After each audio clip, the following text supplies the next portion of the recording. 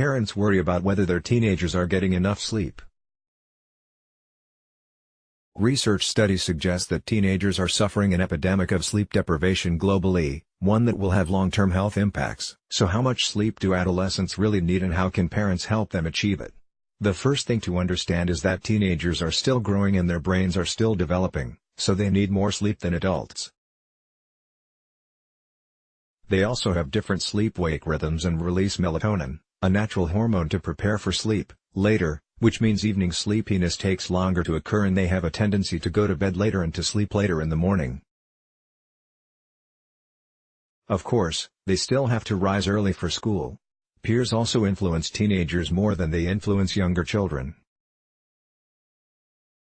Increased social demands, in the form of online chat, social networking and web browsing, combine with greater academic pressures as children enter high school. At this age, parents also tend to exert less control over teenagers' bedtimes.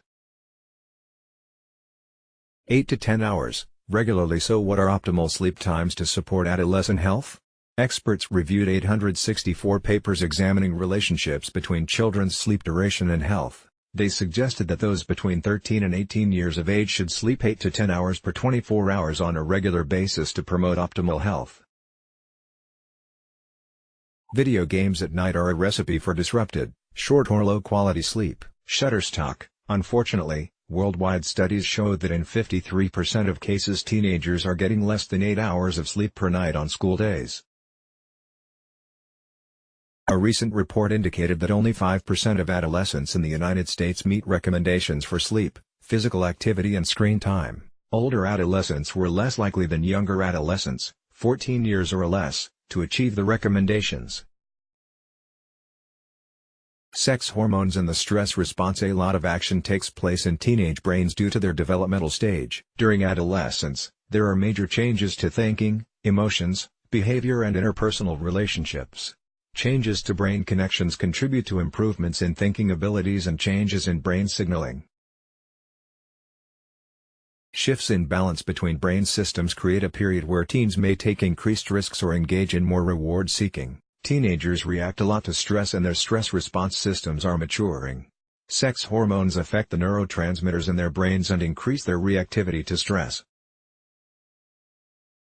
When we add inadequate sleep time to the picture, there can be many implications. A recent review identified increased risk for suicide, being overweight, high rates of injury, poor sustained attention and low school grades for teens sleeping less than 8 hours. Sleeping 9 or more hours has, on the other hand, been associated with better life satisfaction, fewer health complaints and better quality family relationships for teens. And a recent study in 2 high schools in the Seattle School District found that a later school start time led to an increase in teens' average sleep duration, which was associated with an increase in average grades and an improvement in school attendance. Drugs, alcohol and high cholesterol. Teen drivers sleeping 6 or less hours per night on weekdays and on weekends reported riskier driving, sensation-seeking and greater drug and alcohol intake than those sleeping more than 6 hours. Less than 6 hours per night of sleep time increased the teenager's risk for multiple vehicle crashes, after taking into account exposure to driving.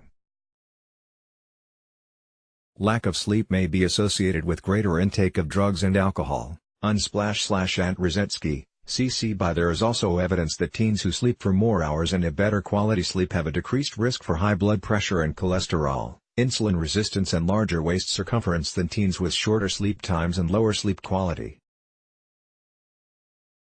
This is after taking into account other risk factors such as body fat, physical activity, television viewing and diet quality. Finally, a recent report has highlighted links between teens' sleep time, screen time and poorer mental health. Park the electronic devices. Parents can work with teens to set bedtimes. They should encourage the use of beds only for sleep and for relaxing before sleeping. Using electronic technology before bed and during the night increases the risk for shorter sleep time. Research shows that physical activity and avoiding screens before bed are both strategies to promote earlier bedtimes and protect your teenager's sleep. Parents can support screen downtime before bedtime and through the night by parking phones at a charging pad away from bedrooms. Parents can also help their teens achieve the recommended 8 hours or more of sleep by engaging in relaxing family activities with them in the evening. Let's block ads. Why?